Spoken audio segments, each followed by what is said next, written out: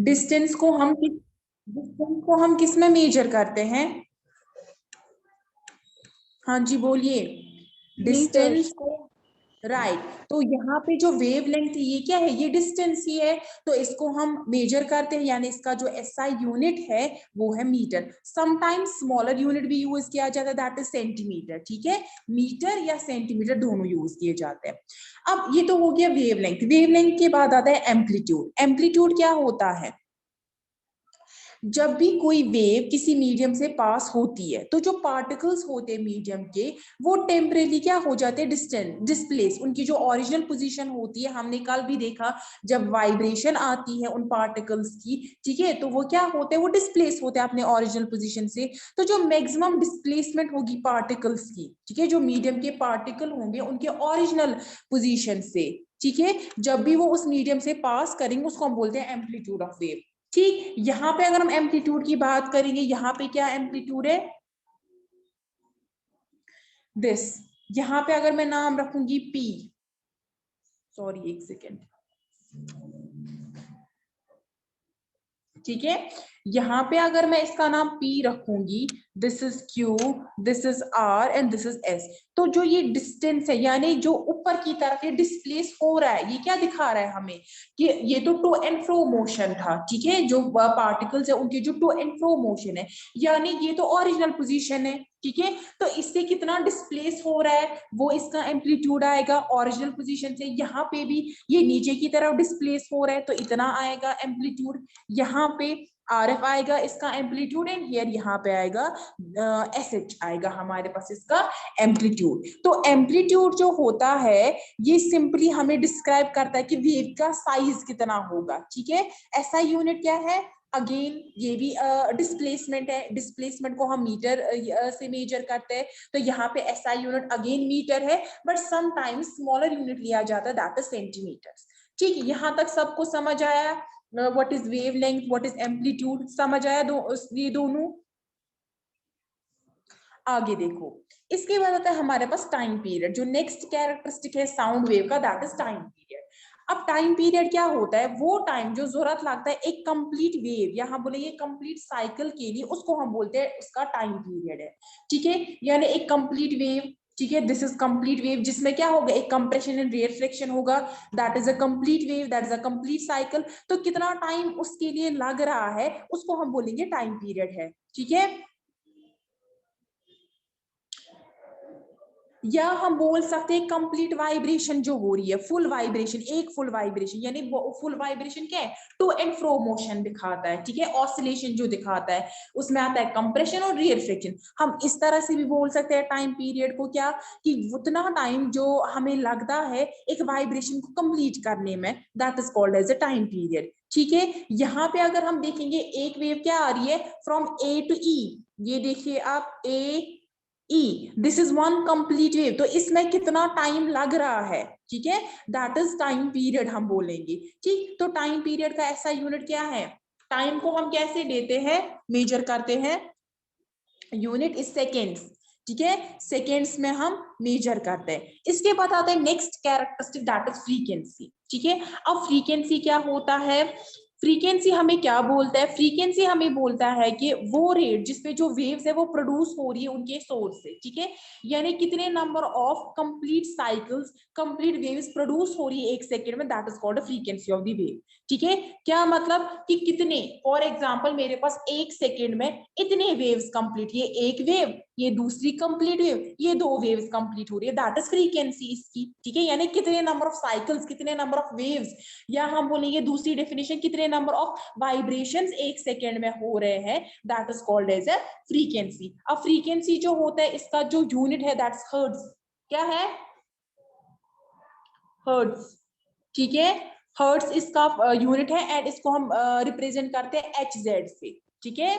इसके बाद अगर हम देखेंगे एक हर्ट्ज किसके बराबर होता है? एक हर्ट्ज बराबर होता है 1 वाइब्रेशन पर सेकेंड, ठीक है, क्योंकि एक ही वाइब्रेशन हो रही है एक सेकेंड में, अगर एक वाइब्रेशन हो रही है उस टाइम पे बोलेंगे हम एक हर्ट्ज बराबर है हमारे पास एक वाइब्रेशन पर सेकेंड, ठीक है, यानी 1 सेकंड में एक वाइब्रेशन जो है हमारे पास पूरी। इसका बिगर यूनिट भी हम यूज करते हैं, दैट इज किलो हर्ट्ज। ठीक है, लेकिन यूजुअली क्या किया जाता है, यूजुअली हमारे पास हर्ट्ज किया जाता है। तो क्या क्या कैरेक्टरिस्टिक है, वेवलेंथ, ठीक है, वेवलेंथ के बाद हमने एम्पलीट्यूड देखा, एम्पलीट्यूड के बाद टाइम पीरियड, टाइम पीरियड के बाद फ्रीक्वेंसी। ठीक है, लेकिन वेलोसिटी पढ़ने से पहले हम देखेंगे टाइम पीरियड और रिलेशन, ये जो फ्रीक्वेंसी है इनके बीच में क्या रिलेशन होता है। ठीक है, अगर हम देखेंगे टी सेकेंड्स में, सपोज हमारे पास जो नंबर ऑफ वेव्स प्रोड्यूस हो रही है कितने में, टी सेकेंड्स। ठीक है, मैं यहां से लिख रही हूँ कि टी सेकेंड्स में, 30 सेकेंड में मेरे कितने वेव्स प्रोड्यूस हो रहे हैं, एक वेव प्रोड्यूस हो रही है। तो एक सेकेंड में मेरे पास कितने वेव्स प्रोड्यूस होंगे, एक सेकेंड में मेरे पास ऑब्वियसली 1/t प्रोड्यूस होंगे। ठीक है, तो अगर हम देखेंगे जो नंबर ऑफ वेव्स हमें प्रोड्यूस होती है एक सेकेंड में, उसको हम फ्रीक्वेंसी बोलते हैं। ठीक है, जो मैंने अभी बोला, तो इसका मतलब जो है जो फ्रीक्वेंसी है वेव की टाइम पीरियड t में, that will be equal to 1/t। वो किसके बराबर आएगा, 1/t। तो हम बोल सकते हैं कि जो फ्रीक्वेंसी होती है वेव की, that is equal to the reciprocal of time period. ठीक है, यानी जो फ्रीक्वेंसी है that is equal to the reciprocal of a time period. ये रिलेशन आप याद रखोगे। ठीक है, ये आप नोट डाउन भी करोगे क्योंकि ये न्यूमेरिकल्स में यूज होती है। Frequency is equal to 1/t, that is frequency जो होती है वेव की, that is the reciprocal of its time period. ठीक है, अब आगे हम पढ़ते हैं वेलोसिटी, या वी कैन से स्पीड क्या होती है वेव की। अब कितनी डिस्टेंस ट्रेवल कर रहा है वेव एक सेकेंड में, उसको हम बोलेंगे इसकी वेलोसिटी है, या हम बोलेंगे इसकी स्पीड है। क्या मतलब, कितना डिस्टेंस वेव ट्रैवल कर रहा है एक सेकेंड में, that is called as its velocity और स्पीड। और इसको हम रिप्रेजेंट करते हैं लेटर ऐसे, v से लगभग। ठीक है, ऐसे हम रिप्रेजेंट करते हैं। और ऐसा यूनिट जो होता है वेलोसिटी को मेजर करने के लिए, that is metre per second. ये आप लोगों ने ऑलरेडी पढ़ा होगा, वेलोसिटी का ऐसा यूनिट दैट इज मीटर्स पर सेकेंड। ठीक है, मीटर पर सेकेंड आ जाता है। अब रिलेशनशिप अगर हम देखेंगे वेलोसिटी, फ्रीक्वेंसी और वेवलेंथ के बीच में, अभी तक हमने फ्रीक्वेंसी और टाइम पीरियड के बीच में देखा, उनका क्या है, इनवर्स रिलेशनशिप है, that is frequency is the reciprocal of time period. ठीक है, यानी इनवर्स रिलेशनशिप है। अब हम देखते हैं वेलोसिटी, फ्रीक्वेंसी और वेवलेंथ के बीच में क्या है। वेलोसिटी किसके बराबर होती है, distance travelled divided by time taken. ठीक है, इसके बाद अगर हम देखेंगे, सपोज जो वेव है वो ट्रैवल कर रही है डिस्टेंस कितना, लैम्डा। ठीक है, लैम्डा हम लिखेंगे क्योंकि हमें पता है हम वेवलेंथ को, यहाँ पे डिस्टेंस ट्रैवल क्या है, वेवलेंथ है। ठीक है, तो इसको हम लैम्डा से रिप्रेजेंट करेंगे, that is lambda, divide by time period को हम टी से रिप्रेजेंट करते हैं। यहां तक सबको समझ आया। अब देखो, हमें पता है 1/t किसके बराबर है, फ्रीक्वेंसी के, ये हमने अभी निकाला था। ठीक है, तो अगर हम देखेंगे यहाँ पे जो 1/t है उसको हम रिप्लेस करेंगे ऐसे, velocity is equal to lambda into 1/t। ये ऐसे आएगा, ये वाला और ये वाला सेम है, राइट। तो ये क्या आएगा, यहाँ से हम 1/t के बदले क्या रखेंगे, 1/t के बदले रखेंगे frequency, that is velocity is equal to the lambda into frequency, और we can say velocity is equal to lambda by T. ये रिलेशंस आप याद रखोगे। ठीक है, समझ आया। तो वेलोसिटी किसके बराबर हमें निकली, यहां से वेलोसिटी बराबर होता है product of wavelength and frequency. ठीक, समझ आया। अब देखो, हम इस इन्हीं रिलेशन के बेसिस पे न्यूमेरिकल करते हैं।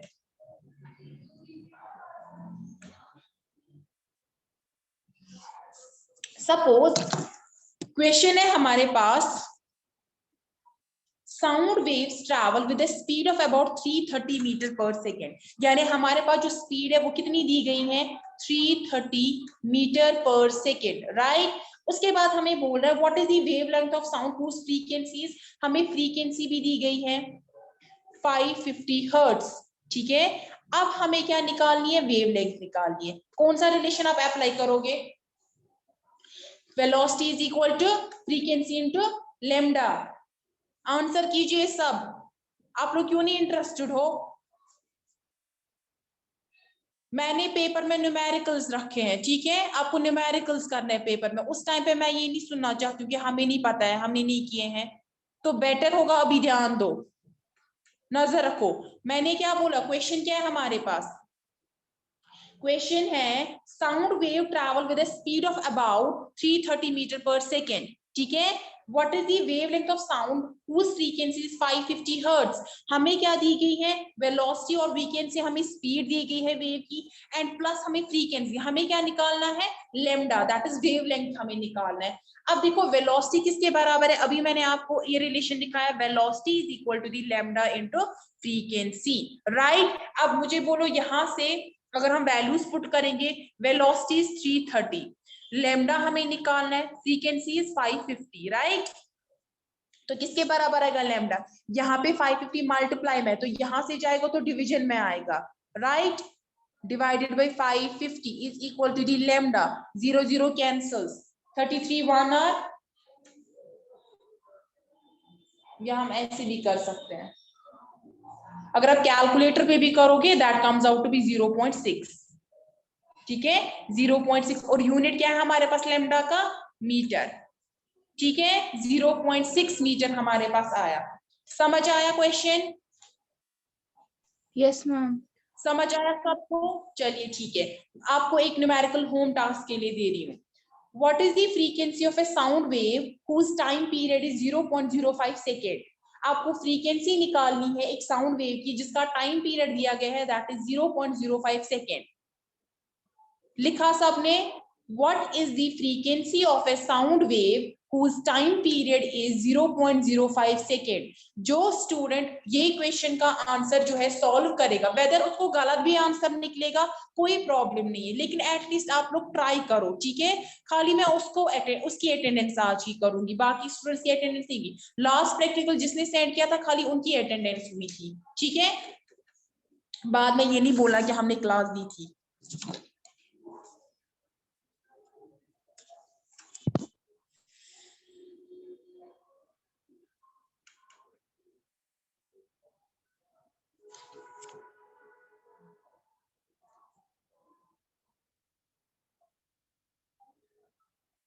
ठीक है, मैं फिर से रिपीट कर रही हूँ question, what is the frequency of A sound wave whose time period is 0.05 second, ठीक है। अब हमें नेक्स्ट पढ़ना है इसके बाद, that is production and propagation of sound. Production and propagation of sound.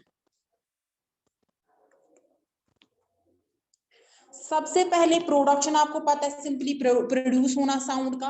What is propagation? किसी को कोई आइडिया प्रोपगेशन के रिलेटेड, प्रोपगेशन क्या होता है? किसी को कोई आइडिया प्रोपगेशन का? प्रोपगेशन मतलब जब साउंड ट्रैवल करता है। अब देखो मैंने आपको कल भी एक एग्जांपल दी थी, मैं फिर से वो रिपीट कर रही हूँ, ठीक है, मैं फिर से वो रिपीट कर रही हूँ। मैंने बोला कि मेरे पास एक बेल है, दिस इज बेल, ठीक है। अब इस बेल के इसको मैंने टच किया, जब मैं इसको टच करूंगी तो ये क्या करेगा, टू एंड फ्रो मोशन, ठीक है। अब यहाँ पे एयर मॉलिक्यूल्स है, सपोज वो एयर लेयर्स में प्रेजेंट है, कैसे है, लेयर्स है एयर के, ठीक है। और यहाँ पे एयर ड्रम है हमारा, ठीक है, this is air drum of a human, या जिसका भी हम मानेंगे, ठीक है। तो उसके बाद क्या होगा कि ये लेयर्स है, जब भी ये टू एंड फ्रो मोशन दिखाएगा तो ये कोलाइड करेगा किसके साथ, एक एयर लेयर के साथ। ये वाले भी वाइब्रेट करना स्टार्ट करेंगे, फिर ये कोलाइड करेंगे इनके साथ, फिर वो भी वाइब्रेट करना स्टार्ट करेंगे, ये कोलाइड करेंगे इनके साथ, फिर ये भी वाइब्रेट करना स्टार्ट करेंगे, कोलाइड करेंगे इनके साथ, और ये भी वाइब्रेट करना स्टार्ट करेंगे, तो हम सुन पाएंगे एयर ड्रम से, ठीक है। तो जो ये हम देख रहे हैं जो साउंड है ये प्रोड्यूस कहां से हुआ, ये इस बेल से प्रोड्यूस हुआ, लेकिन ये ट्रैवल हो रहा है वाया एयर से ट्रैवल हो रहा है। यानी जब साउंड ट्रैवल होता है उसको बोलते हैं प्रोपगेशन ऑफ साउंड, ठीक है। यानी जब भी हमारा साउंड जो है वो ट्रैवल होता है। लेकिन अगर आपने यहाँ पे नोटिस किया होगा, मैंने बोला बेल जो है वो वाइब्रेट करती है, ठीक है, उसके बाद एयर लेयर्स वाइब्रेट करती है, तब जाके हमारे एयर ड्रम जो है हम सुन पाते हैं। अगर हम ह्यूमंस की बात करेंगे, ह्यूमंस में हम जो बोलते हैं, अभी मैं बोल रही हूँ तो क्या हो रहा है यहाँ पे बेसिकली मेरा जो वोकल कॉर्ड है, ठीक है, जो वोकल कॉर्ड होता है नेक के पास वो वाइब्रेट करता है, और तब जाके आप लोग क्या करते हो, जब वो वाइब्रेट करता है वो एयर के कांटेक्ट में होता है, एयर मॉलिक्यूल्स वाइब्रेट करना स्टार्ट करते हैं, फिर आगे जाके अगर आप किसी डिस्टेंस पे हो आप सुन पाते हो। यानी यहाँ पे मेरा वोकल कॉर्ड वाइब्रेट कर रहा है। आप लोगों ने गिटार देखा होगा, गिटार में जो वो वायर्स होती है, जब वो बजाते हैं तो वहां पे क्या होता है, वो वाइब्रेट होती है, ठीक है। यानी इन सब में हमने क्या देखा कि वाइब्रेट जब भी होता है हम सुन पाते हैं, यानी साउंड प्रोड्यूस होता है वाइब्रेशन से। तो जो जब भी हम बोलेंगे साउंड वेव प्रोड्यूस होता है, प्रोपागेट होता है, वो होता है ड्यू टू दी वाइब्रेशन। क्या होता है, हम बोलेंगे जो साउंड प्रोड्यूस या प्रोपागेट होता है वो होता है ड्यू टू दी वाइब्रेशन। अब अगर हम एक्सपेरिमेंटली देखेंगे, आप देखो सपोज मेरे पास एक वुडन बॉक्स है ये, ठीक है। अब मैंने एक रबर बैंड लाया, इसको ऐसे रबर बैंड रैप किया, ठीक है। अब मैं इस रबर बैंड को ऐसे टच करूंगी, जब मैं इसको टच करूंगी यानी खींचूंगी, तो क्या होगा, ये जो रबर बैंड है ये कुछ टाइम के लिए क्या करेगा, to and fro motion, to and यानी वाइब्रेट होना स्टार्ट करेगा, ठीक है। तो जब ये वाइब्रेट, आप थोड़ा सा साउंड यहां से भी सुनोगे, यानी जब भी कोई चीज वाइब्रेट करता है वहां से क्या होता है, वहां से साउंड प्रोड्यूस होता है। ये तो होगी ऐसे ही अगर हम नॉर्मली देखेंगे डे टू डे लाइफ में कुछ एक्सपेरिमेंट्स। लेकिन जो लेबोरेटरी है वहां पे जब हम एक्सपेरिमेंट करते हैं, वहां पे हम करते हैं बाय मींस ऑफ ट्यूनिंग फोक, ठीक है। मैं आपको इंशाल्लाह मंडे आपका प्रैक्टिकल है ट्यूनिंग फोक दिखाऊंगी, ठीक है, आपकी लैब में भी प्रेजेंट है। आपको इसके बारे में पता होना चाहिए, क्योंकि जो ट्यूनिंग फोक है साउंड पे इस पे काफी ज्यादा प्रैक्टिकल्स किए जाते हैं। ये ट्यूनिंग फोक कैसे होता है, इसकी 2 आर्म्स होती है, ठीक है।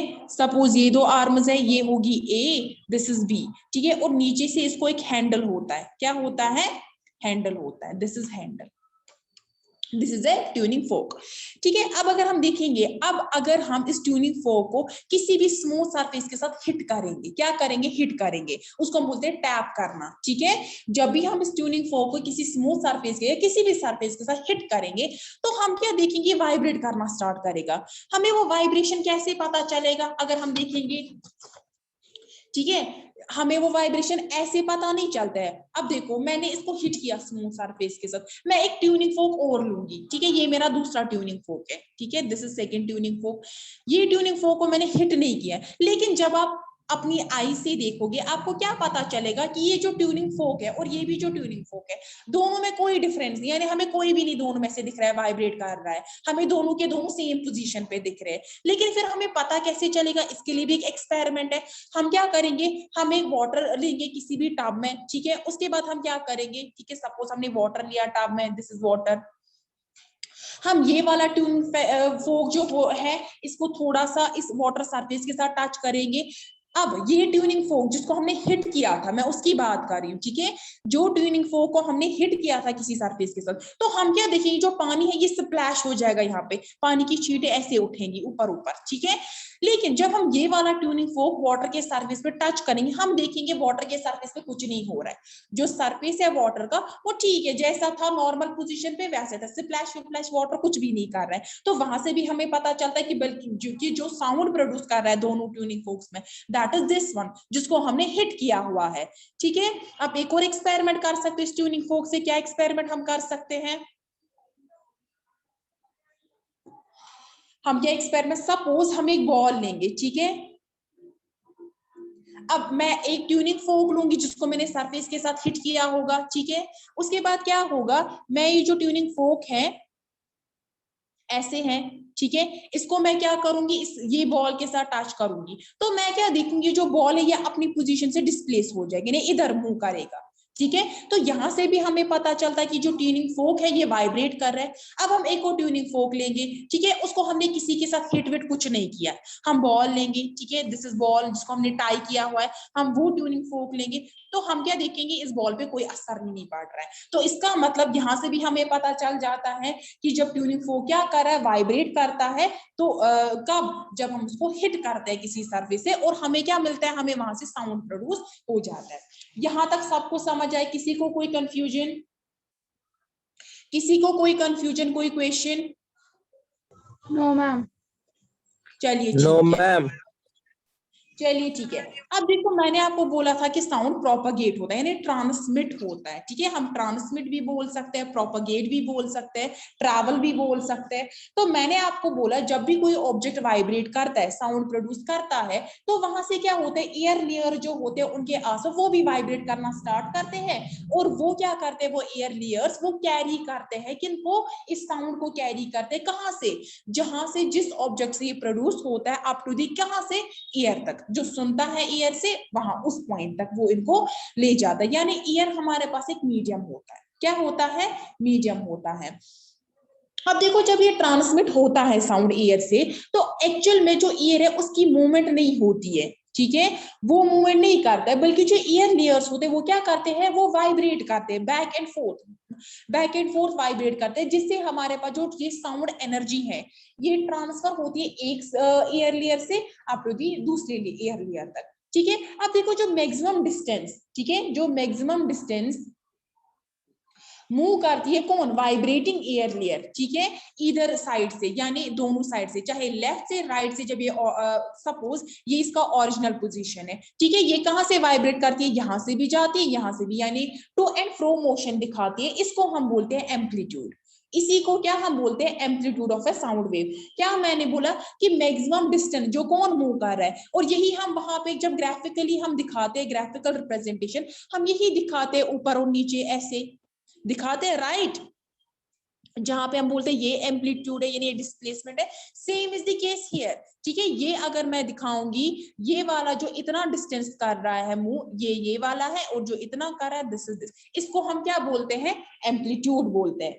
इसके बाद अब नंबर ऑफ कितने complete back and forth vibration दिखाएगा एयर लेयर एक सेकेंड में, that is called as a frequency of the sound wave, ठीक है। यानी एक एयर लेयर कितने नंबर ऑफ हम बोलेंगे complete back and forth vibration दिखाता है, पीछे आगे, ठीक है, पीछे आगे दिखा रहा है वाइब्रेशन, दैट इज एक सेकेंड में, उसको हम बोलेंगे फ्रीक्वेंसी है ये साउंड वेव की। यहां तक सबको समझ आए, किसी को कोई क्वेश्चन, कोई कंफ्यूजन, कोई कुछ भी, कोई डाउट, ठीक है। तो आगे देखो, अब देखो मैंने बोला कि जो साउंड होता है, साउंड के लिए एक मीडियम जो है वो बहुत ज्यादा जरूरी है, ठीक है। यानी एक मीडियम के थ्रू ही साउंड ट्रैवल करता है। अब वेदर वो एयर हो, मैंने पहले ही बोला था, वेदर हमने एयर तक, अभी तक तो एयर में देखे हमने, तो वेदर वो सॉलिड हो, हम स्टेट्स में बात करेंगे, वेदर वो सॉलिड हो, लिक्विड हो, गैसियस स्टेट में हो, तो साउंड जो है इन तीनों से ट्रैवल करेगा। बट रिमेंबर साउंड वैक्यूम से ट्रैवल नहीं करता है, ठीक है। Sound can not travel through a vacuum, ठीक है। तो इट मींस कि हमारे पास जो साउंड वेव्स है उनको ट्रैवल करने के लिए there must be a medium, ठीक है। मीडियम का होना बहुत ज्यादा जरूरी है, वेदर वो सॉलिड में हो, लिक्विड में हो, या गैसियस स्टेट में हो, ठीक है। जब भी साउंड वेव इनसे ट्रैवल करती है तो हम साउंड को हियर कर पाते हैं, ठीक है। ठीक, समझ आया सबको यहां तक।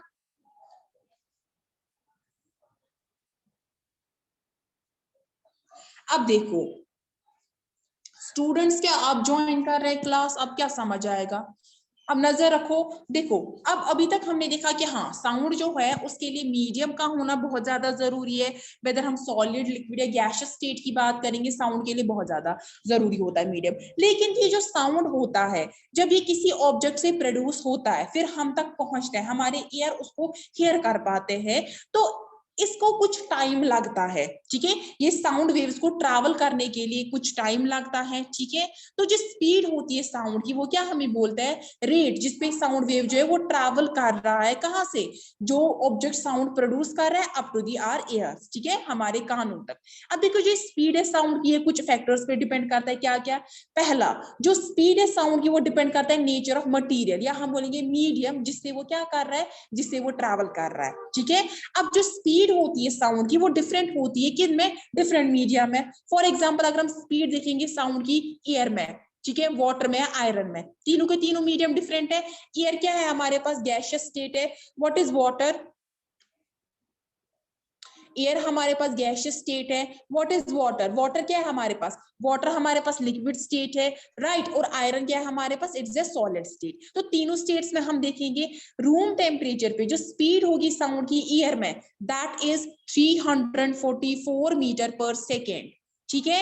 अगर हम वाटर की बात करेंगे that is 1500 metre per second, ठीक है। उसके बाद अगर हम देखेंगे आयरन की आ जाती है 5130 मीटर पर सेकेंड। करता है स्लो किस में, गैसियस स्टेट में, फास्टर करता है लिक्विड्स में, और फास्टेस्ट करता है किस में, सॉलिड्स में, ठीक है। ये आपको वैल्यू से यहाँ पे पता चला। सबसे ज्यादा किस में साउंड ट्रैवल करता है, सॉलिड्स में, देन लिक्विड्स, उसके बाद कम आते हैं गैसियस स्टेट में, ठीक है।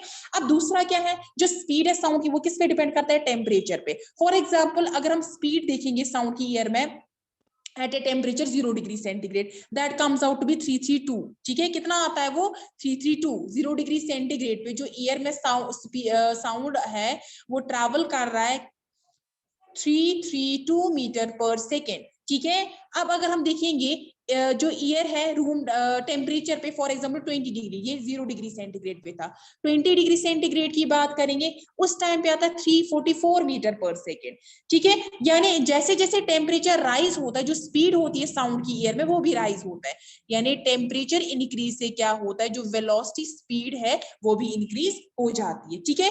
तीसरा क्या है, जो स्पीड होती है साउंड वो डिपेंड करता है ह्यूमिडिटी ऑफ एयर, यानी नमी जो होती है एयर उस पर। फॉर एग्जाम्पल या हम बोलेंगे जो वाटर वेपर एयर पे प्रेजेंट होते हैं उसको हम ह्यूमिडिटी बोलते हैं, ठीक है। तो स्पीड जो साउंड किस पे डिपेंड करता है, ह्यूमिडिटी ऑफ एयर पे भी डिपेंड करता है।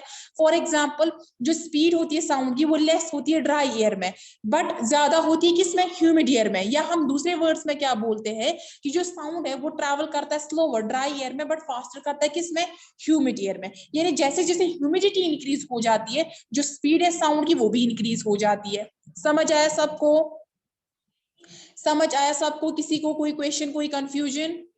No ma'am.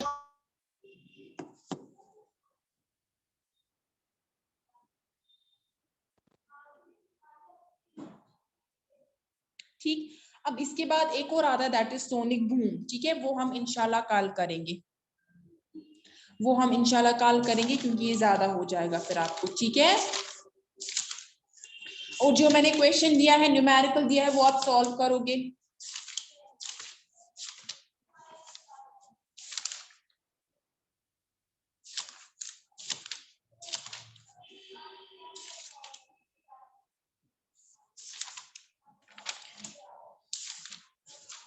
किसी को कोई कंफ्यूजन, कोई क्वेश्चन है? अगर है तो अभी पूछो। और आपकी जो एग्जाम्स हैं वो फर्स्ट से है, राइट? तो आप साथ साथ पढ़ो।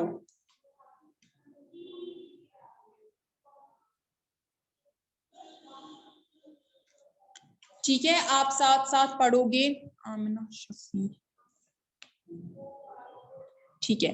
तो साथ साथ आप पढ़ोगे, न्यूमेरिकल सॉल्व करोगे, ठीक है। जो भी मैंने पढ़ाया है बस उतना ही आएगा एग्जाम में, ठीक है। जो भी मैंने न्यूमेरिकल्स वगैरह आपको दिखाए हैं आप उनकी प्रैक्टिस कीजिए, बस वही सब आपको करना है। और उसके अलावा एक्स्ट्रा आपको ज्यादा डेप्थ में नहीं जाना है, ठीक है।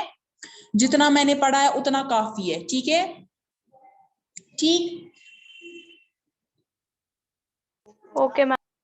और हाँ, इस बार आपने लास्ट टाइम काफी ज्यादा मिस्टेक्स की थी पेपर में, आपने गलत आंसर्स लिखे थे, आपने पूरी तरह क्वेश्चंस नहीं पढ़े थे। तो बेटर होगा पूरी तरह, जब एग्जाम होगा बेटर होगा आप पूरी तरह क्वेश्चंस पढ़ो, देन आप आंसर करो, ठीक है। Okay ma'am. चलिए ठीक है,